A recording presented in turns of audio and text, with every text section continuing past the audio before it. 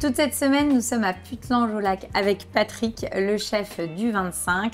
On va réaliser la première recette de cette semaine. Donc avec des gambas, c'est ça? Voilà. On va faire quoi avec ça, Patrick? Alors, on va réaliser une petite bisque crémeuse de langoustine avec des queues de gambas snackées au sésame. Super.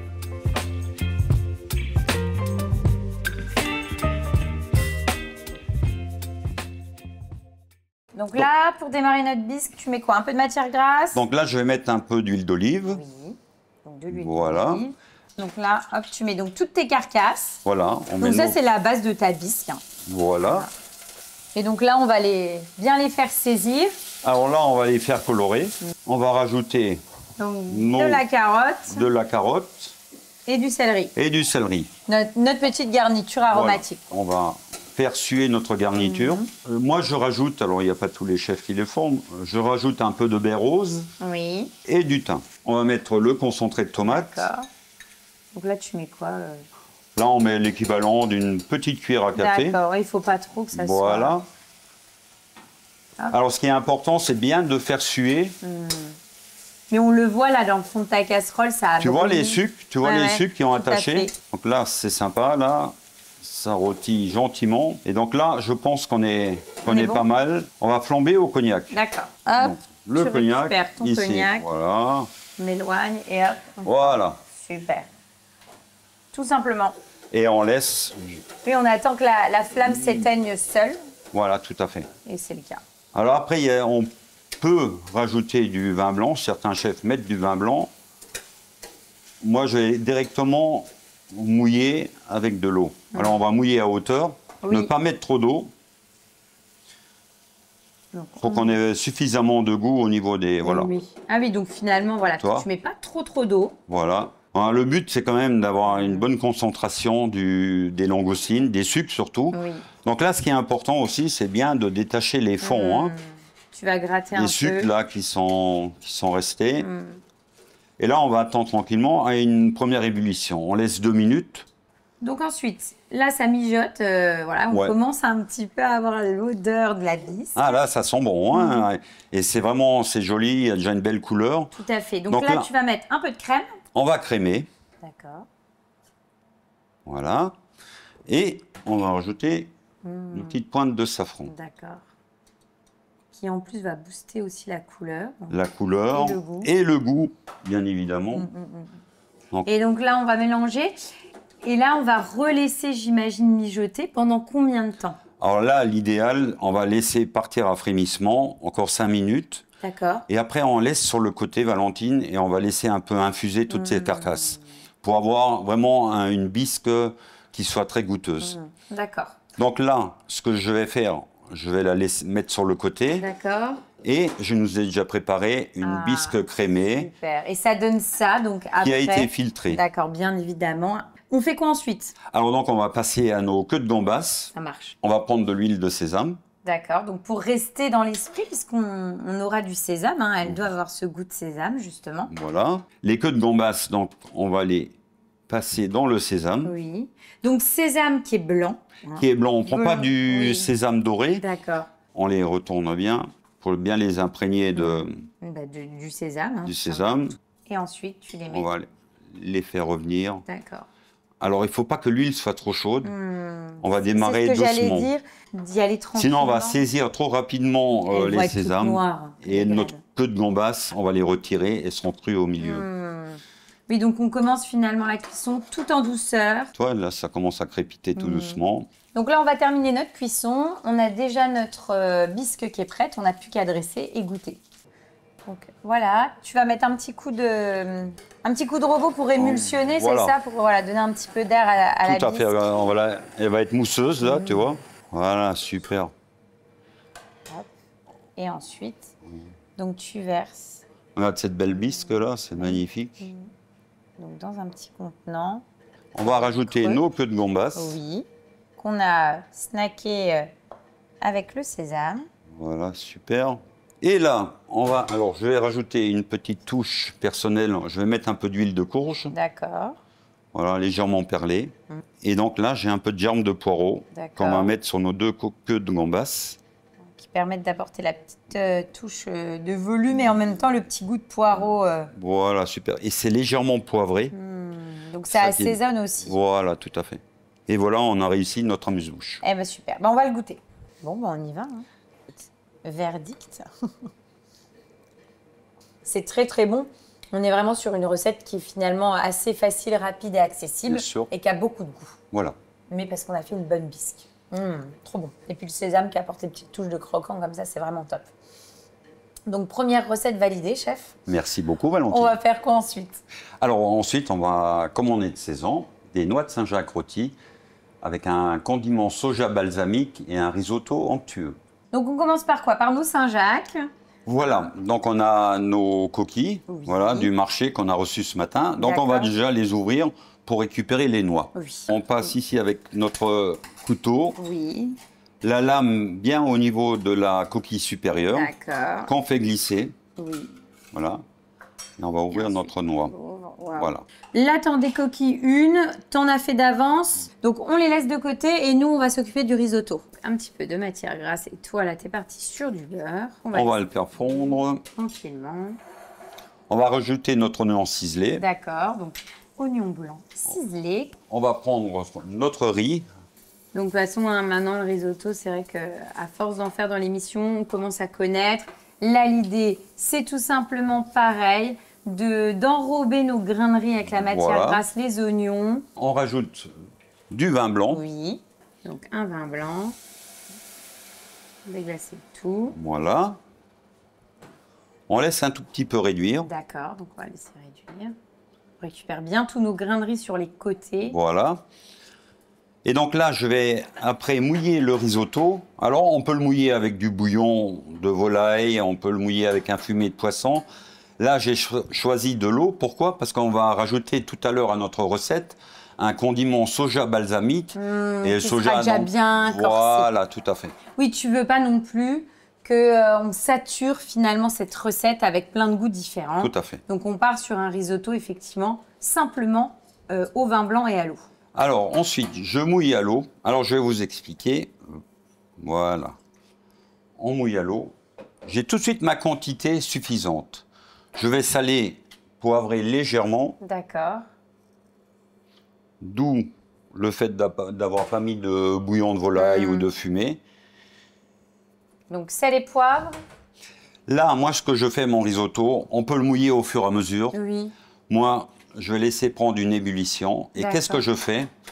Je le laisse sur le coin de ma plaque, je remue de temps à autre et il n'y a pas besoin d'être continuellement à côté. Après, ma petite astuce à moi, une fois qu'on aura notre risotto qui sera cuit, on va rajouter du parmesan. D'accord. Et on va rajouter de la crème, mais pas liquide. Je vais la fouetter légèrement pour que mon risotto soit plus onctueux. Pendant ce temps, qu'est-ce qu'on fait? On va faire notre beurre d'aromate. D'accord. Ce que je vous conseille, c'est de la préparer 24 heures à l'avance. Et vous la mettez au frigo. Ok. Donc là, on a de l'ail, de l'échalote. Oui. Alors, quantité temps pour temps. D'accord. Temps pour temps, ail, échalote. Voilà. Je vais rajouter du vinaigre balsamique. D'accord. Et donc de la sauce soja. Temps pour temps aussi. Également. Là, voilà. On a notre marinade qui est terminée. Et donc ça, je vais laisser tranquillement mariner pendant 24 heures au frais. Voilà. Donc ici, on va réaliser un beurre noisette. On va le laisser juste un peu crépiter. Voilà, on entend ça crépite tout doucement. Donc là, hop. Voilà. Verse ta marinade. Un coup d'ébullition. Oui. Et on met de côté. D'accord. Voilà. Et déjà là, on voit, tu vois, au frémissement qu'il y a déjà un petit épaississement de la sauce, tu vois. Donc voilà, c'est terminé. Ah oui, donc c'est vraiment une sauce express en fait. Express. Donc là, on va snacker nos Saint-Jacques. Voilà, voilà. Alors moi, je les laisse saisir bien d'un côté. Oui. On va mettre notre noix Saint-Jacques. Donc là, c'est parti.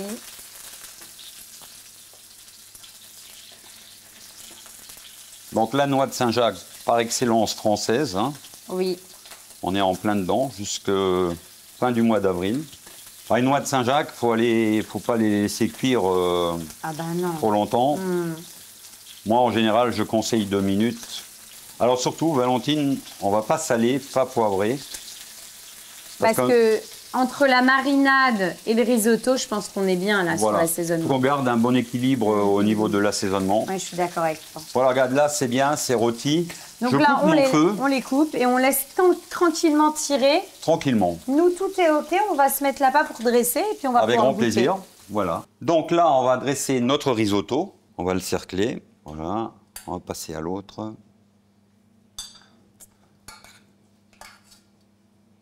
Tac. On va mettre nos noix de Saint-Jacques. Regarde, nos noix Saint-Jacques, elles sont magnifiques. Regarde. C'est joli, ça. Voilà. C'est déjà une belle entrée. Hein. Ah, super, ça. Tu décodes pas, Patrick, toi. Hein. Waouh. Ouais. Pour ça, on va faire plaisir à nos clients. C'est vrai, t'as raison. Voilà. Là, je vais prendre notre jus d'aromate. Alors, pas de trop, hein. Pas de trop. Parce que c'est quand même concentré au niveau goût.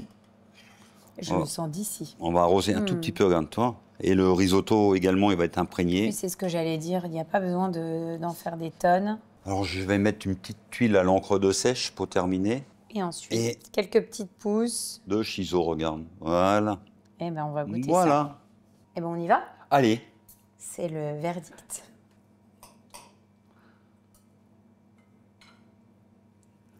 C'est vraiment top. Bon, la Saint-Jacques, moi j'adore les Saint-Jacques, c'est vraiment excellent. La cuisson est parfaite, ton risotto est très crémeux. En fait, ce que j'aime beaucoup là dans ta sauce, c'est que souvent, on a de beau dire n'importe quoi, mais une sauce, c'est très travaillé. Oui. Tu vois, il y a besoin de réduction, de choses comme ça. Et je trouve que c'est une astuce qui est vraiment top parce qu'elle a beaucoup de goût. Mhm. Finalement, elle réside simplement dans une, on va dire dans une marinade qui va mariner pendant 24 heures. Voilà. Tu as mis du beurre et hop, tu as quelque chose qui a beaucoup de goût, tu vois, qui est très marqué et qui est vraiment top. Vraiment, c'est cool. Merci. Ensuite, qu'est-ce qu'on va faire? On va travailler un autre produit de saison, le cabillaud de Norvège, ou le D'accord. skrail plutôt. On va simplement le faire rôtir à l'huile d'olive avec une écrasée de pommes de terre. On va faire un petit jus avec des moules bouchot et quelques légumes verts. Donc là, le vlan, le fameux skrail. Voilà. Hein. Moi, j'ai pris le dos. D'accord. Alors, on peut avoir le skrail en entier. Oui. C'est à peu près des pièces de 8-9 kilos. Oui, donc c'est déjà une belle bête. Voilà, tout à fait. Donc là, c'est du petit dos. Donc là, je vais prélever déjà nos 2 portions D'accord. pour réaliser notre recette. Ça marche. Donc voilà. Tu mets des morceaux d'à peu près combien? Alors là, on est sur du 150 grammes à peu D'accord. près. Hein. Ok. Voilà. Hop. Voilà, regarde. Hop. Là, on a nos 2 pavés. Voilà. Alors, c'est vraiment le produit de saison aussi, comme les noix de Saint-Jacques. C'est que les Norvégiens qui le pêchent. Alors, donc, c'est un poisson qui part des côtes norvégiennes pour remonter jusqu'aux îles Lofoten, des îles D'accord. bien glacées. Il se nourrit de krill, de petites crevettes. Et pour les Norvégiens, par excellence, c'est le poisson de l'amour. Alors, donc, là, on va lancer nos moules marinières. Oui. Alors donc les moules pour la garniture du plat et on va récupérer le jus pour faire la sauce. D'accord. Alors j'ai pas mis de beurre, de l'huile d'olive. Oui. J'adore l'huile d'olive.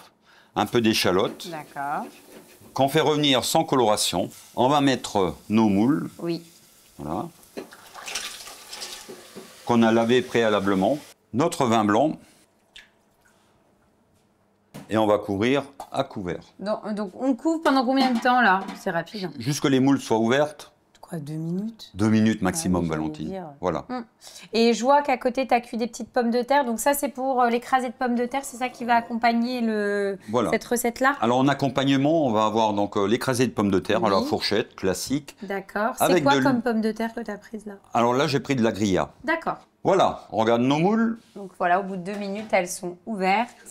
Voilà, c'est Et super. donc là, on récupère le jus. Hein, tu me disais, tu voulais récupérer Voilà, alors regarde, je l'eau prends de cuisson. ma petite passette. Je verse mes moules dedans. Alors surtout les moules, pas de surcuisson. Hein. C'est vraiment fragile et elles sont petites, sinon c'est trop sec. On a nos moules Hop. et notre jus. D'accord. Qui va Qui nous va- permettre de faire notre sauce. Voilà, je verse ma crème. D'accord. Et après? On laisse légèrement réduire. D'accord. En fait, tu laisses sur le coin du fourneau le temps de réaliser la suite de la recette. Voilà, un coup de bouillon, je laisse sur le coin. Ok. Hein. Donc là, nos pommes de terre, hein, on les a débarrassées puisqu'elles étaient cuites. Et donc, on va réaliser notre écrasé de pommes de terre. Donc, Patrick, tout simplement, petit Voilà. coup de fourchette, À la fourchette, regarde. on les écrase. Voilà, voilà. Je vais rajouter de l'huile d'olive. Donc, tu l'assaisonnes avec de l'huile d'olive. Oui, puis de toute façon, on le voit, la pomme de terre, c'est vraiment quelque chose qui a besoin d'être enrichi. Voilà, surtout celle-ci, elle est farineuse quand même, donc Voilà. OK. on va bien la nourrir. On rajoute de l'huile d'olive dans notre petite casserole. C'est pour la maintenir au chaud, ça? Maintenir au chaud, voilà.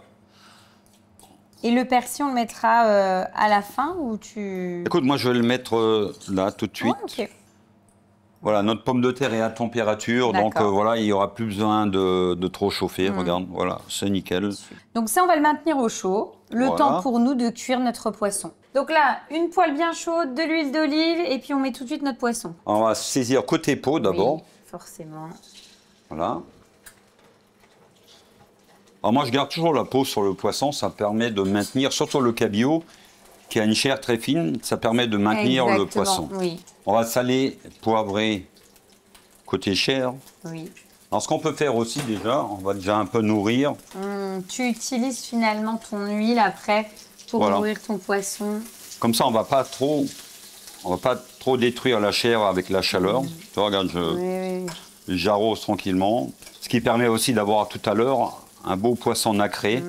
Donc là, on va laisser notre cabillaud cuire tranquillement. Voilà, on surveille nacré à cœur. Bien sûr. Et en parallèle, on va faire revenir nos petits légumes verts qui accompagnent.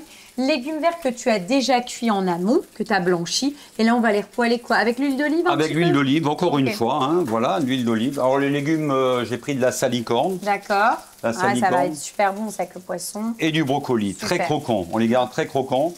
On les fait revenir et puis après, on n'a plus qu'à dresser et à goûter. Voilà. L'écrasé de pommes de terre. Voilà. Que tu vas cercler. Hop. Voilà, donc l'écrasé de pommes de terre, qu'on tasse un tout petit peu sur nos deux assiettes. On va mettre notre petite poêlée de légumes verts, un peu de salicorne tout autour. Trop bien, ça. Donc là, on reste toujours dans le iodé, entre le jus des moules, entre la salicorne. On va déposer notre serail dessus. Donc là, j'ai gardé des moules. Quelques moules entières, c'est pour la décoration. D'accord, tu veux que je t'aide à les mettre? Allez, on y va. T'en mets quoi, 3, 4? Ouais, voilà, regarde, t'en mets 4, c'est bon. Voilà, super. Mon petit jus que j'ai légèrement émulsionné. On rajoute des moules dedans. Et donc là, on va rajouter notre petite sauce. Regarde ça. Super, avec quelques moules autour. Et alors, on va mettre une petite touche finale qui va encore relever notre plat. Oui. J'ai de la livèche, voilà. Ça fait partie de mes herbes préférées. En plus, bah là, c'est... Alors, on va mettre quelques petites pluches comme ça, tu vois, autour, là, et sur le poisson. Et voilà pour notre skraï de Norvège. Eh ben, on va goûter ça. Bon, eh ben, on y va. Allez, on va déguster ce fameux skraï. Oui, c'est très bon. En fait, effectivement, on est vraiment dans un plat qui rend honneur à la mer. Voilà. Parce que entre les moules, la salicorne, et puis bon, ce poisson qui est très bon, là, avec la cuisson, c'est parfait. On est vraiment dans une recette, je trouve, où tu te régales. Parce que la sauce, voilà, elle est pleine de goût, c'est gourmand. Mais en même temps, on est dans quelque chose qui est bon pour la santé. Tu vois, tu as un beau poisson, des petits légumes, des belles petites pommes de terre. C'est très, très bon. Et je trouve que visuellement, c'est très sympa en plus. C'est du bonheur. Oui, exactement.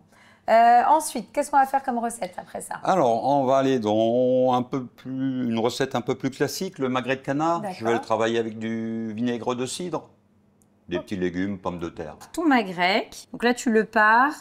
Et donc là, un magret, c'est pour combien de personnes? Au moins deux. Alors, regarde, là c'est pour 2 personnes. D'accord. Donc, je décolle un peu le gras ici, tu vois. Et puis, tu retires l'excédent finalement. Voilà.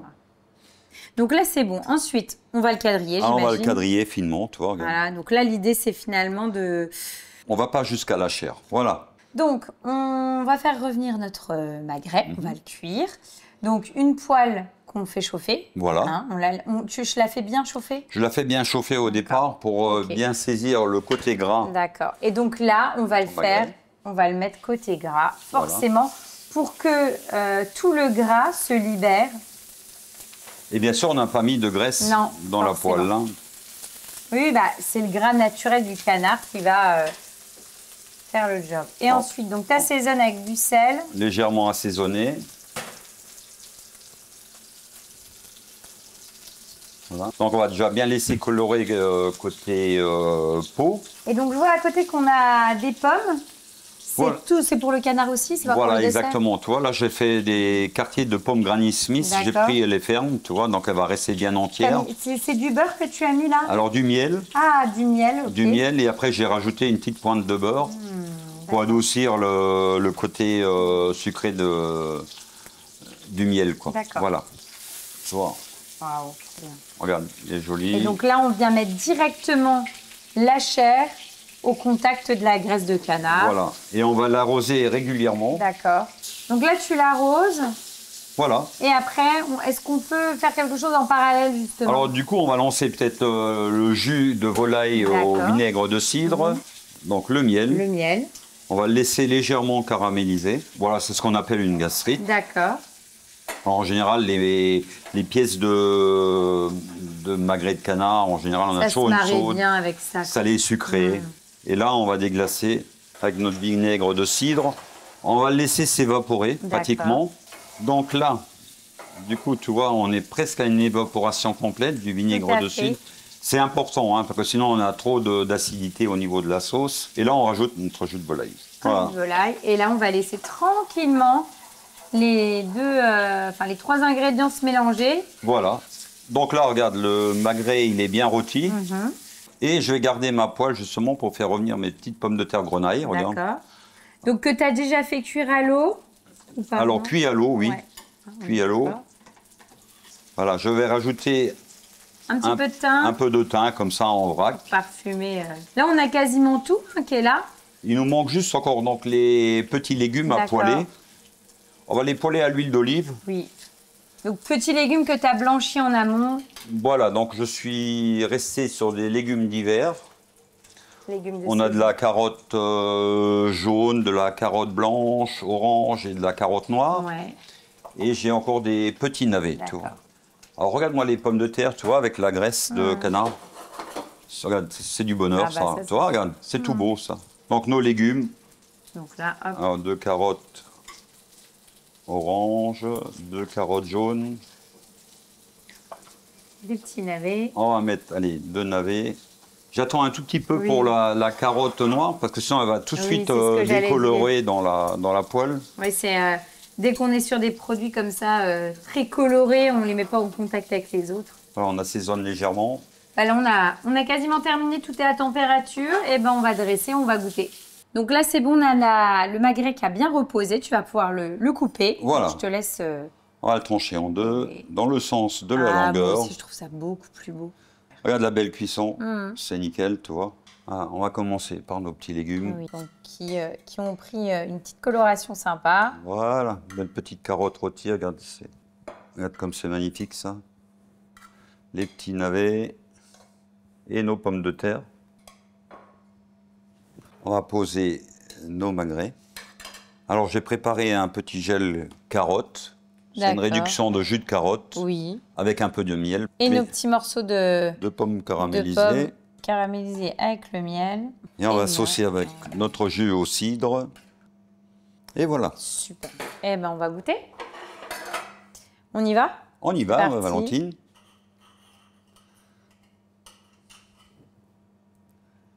C'est très très bon. En fait, on a beau dire n'importe quoi, mais dès que tu travailles un magret, bon là la cuisson est vraiment top. Le fait d'apporter effectivement cette petite touche de sucre, voilà, ça lui rend vraiment honneur et justice. Avec les petits morceaux de pommes, les petits légumes, voilà, on est sur quelque chose qui est très très bon. Et puis ta sauce avec la petite touche là, de cidre et de miel, parfait. Merci Valentine. Donc encore une belle recette. Et puis c'est vrai que finalement, elles sont toutes très accessibles, je trouve, Oui, et faciles. oui. Donc c'est vraiment bien pour nous donner des idées, voilà, et prouver que ça reste accessible et simple finalement de cuisiner. Voilà. Il faut juste prendre le temps de se mettre derrière le fourneau. Du temps, de la passion et de l'amour. Parfait. Voilà. On va terminer avec un dessert. Oui, alors un dessert dans la même philosophie, pas beaucoup de mise en place, tout ça. On va partir sur un cheesecake sans cuisson, un petit craquant au spéculoos et caramel passion. Alors, j'ai 250 g de ricotta, D'accord. Ah, donc toi, tu pars sur de la ricotta. voilà, Ok. que je vais Associé associer avec de la mascarpone, D'accord. 125 g. Et je rajoute 50 g de sucre. Donc, on met tout dans le même récipient. Ça marche. Un citron non traité. Oui. Que j'ai râpé les zestes. D'accord, donc que tu zestes. Hein. L'idée, c'est de Voilà. récupérer vraiment le zeste. Tu veux Vraiment que le citron. zeste, voilà. Je vais récupérer de la vanille sur ma gousse. Donc, tu récupères une gousse de vanille que tu coupes en deux et tu vas récouper tous les petits grains qui vont parfumer cet appareil à cheesecake. On va tout mélanger. Ça marche. Donc, tu récupères ton fouet, tu mélanges tes deux matières. Au début, ça va être un peu dur. Voilà, ça va se détendre. Et on va rajouter notre crème et ça va être une consistance agréable. Donc là, c'est simplement combien de crème fouettée tu as là? Alors là, j'ai 250 g de crème fouettée. Donc on est pas mal là. On est bien. Alors là, qu'est-ce que je vais faire? Je vais mettre mon appareil dans une poche. Oui. Et on va garnir nos demi-sphères. Et après, on va les mettre au congélateur 4-5 heures. D'accord. Alors c'est parti, tu l'as mis en poche. Et là, tu remplis tout simplement ta sphère. Tu as fait ça pour que ça soit bien, que ça soit esthétique. Maintenant, à la maison, on peut le faire en grand format. On peut imaginer ça également dans un moule à cake, par exemple. Oui, voilà, ok. Voilà, sans problème. Là, toi, tu es parti sur des petits formats individuels. Nous, c'est parce qu'on fais du dessert à l'assiette. À l'assiette, voilà, c'est ce que je voulais dire. Donc, c'est au niveau esthétique, après décoration. Donc là, on a notre base de caramel qui a déjà pris une belle coloration. Voilà. Alors, regarde. Tu as combien de grammes de sucre? Alors là, on a 50 g de sucre. D'accord. On laisse un caramel bien coloré. Il ne faut pas trop cuit quand même, sinon il va être amer. C'est ça. Et là, on est bon dans la couleur. Voilà. Et là, tu ajoutes... On rajoute notre jus de la passion. D'accord. Combien de grammes de jus de passion par Alors là, j'ai 80 grammes. D'accord. Donc 50 grammes de sucre pour 80 grammes de purée de passion. Voilà. Et hors du feu. Oui. Je vais mettre le beurre. On va le rajouter. Voilà. Je mets tout d'un coup? Tu mets tout d'un coup. Hop, voilà. Et on mélange jusqu'à ce que le beurre soit entièrement fondu. Alors regarde, toi, il est presque fondu. Donc là, on a finalement, c'est bien, ça nous a permis de laisser le cheesecake prendre. Voilà. On avait préparé d'avance. Donc là, on va finaliser finalement notre cheesecake. On va l'entourer, l'enrober de chocolat blanc. On va le glacer, voilà. Et après, on va le déposer sur notre craquant spéculoos. Et on va lancer le dressage. Super. Donc là, on a nos sphères de cheesecake qui ont pris au congélateur. Et donc là, on va les recouvrir du mélange chocolat blanc et citron-sucre. Citron, sucre et gélatine. Et gélatine, voilà. Donc on va bien les napper. Il faut que les sphères soient quand même bien froides. Ah bah ça, c'est sûr. Ouais. Ça prend tout de suite. Pour le nappage, il faut qu'il soit à bonne température. S'il est trop chaud, ça ne va pas adhérer. Mais là, donc là, c'est bon. Donc là, on va les laisser, on va les remettre au frais. On va les remettre au frais. Tu en as préparé d'avance et nous, on va utiliser celle-ci qu'on va remettre sur une base de spéculoos et on va dresser. Voilà, ça voilà, c'est ça. Donc là, on a notre base de spéculoos. Pour faire cette base spéculoos, tu as mis combien de gâteaux et combien de beurre? Alors, j'ai mis 40 g de beurre molli avec 100 g de spéculoos. Ok. Alors, l'important, c'est d'avoir le beurre qui soit quand même bien ramolli. On peut le faire à la fourchette ou au fouet. Oui, oui, peu importe. Voilà. Et puis après, tu l'as effectivement. Et après, donc, entre deux feuilles de papier cuisson, au rouleau, et après, on l'emporte aux pièces. Super, et ça donne ça. Donc, tu les poses directement dessus. Voilà. On le pose dessus. On vise bien une première fois. Super. Super. La deuxième fois, on fait pareil. Top. Et donc, on met notre fameux cheesecake en dôme au milieu de l'assiette. Voilà, regarde. Magnifique. Ici, au milieu. Top.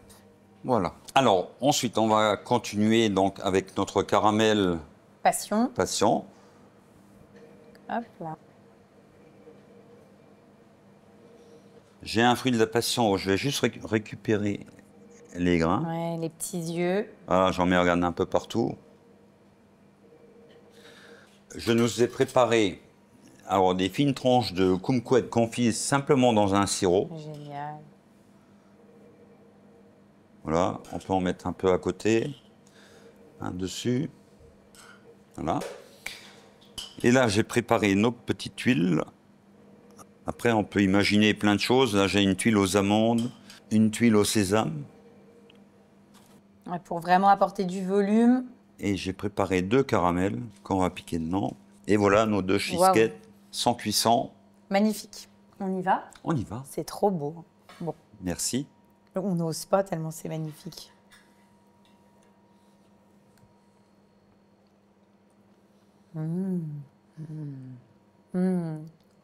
C'est super bon. En fait, souvent le cheesecake, ça a un côté parfois, des fois, tu sais, très écœurant. Je trouve que là, le fait d'avoir fait le dôme et cette quantité-là, c'est parfait. On a vraiment le goût lacté qui est très bon, mais en même temps qui est contrebalancé par la passion et l'acidité du citron, de la passion. Donc ça, c'est vraiment top. C'est une recette voilà, qui est vraiment, je trouve, que tu as réussi à sublimer. On a un très, très, très beau dessert sur assiette. Et je trouve qu'en termes de quantité, c'est juste parfait, quoi. Franchement, top. Merci. Bah, merci Patrick pour ton accueil. On a passé une très bonne semaine en ta compagnie. On s'est régalé. Donc écoute, en général, quand ça se passe comme ça, on revient. En plus, on n'avait pas d'établissement qu'on pouvait visiter dans le coin. Ouais. Donc écoute, on reviendra. En général, on vient une fois par an. D'accord. Donc on reviendra l'année prochaine. Quand tout sera refait. Voilà, exactement. Voilà.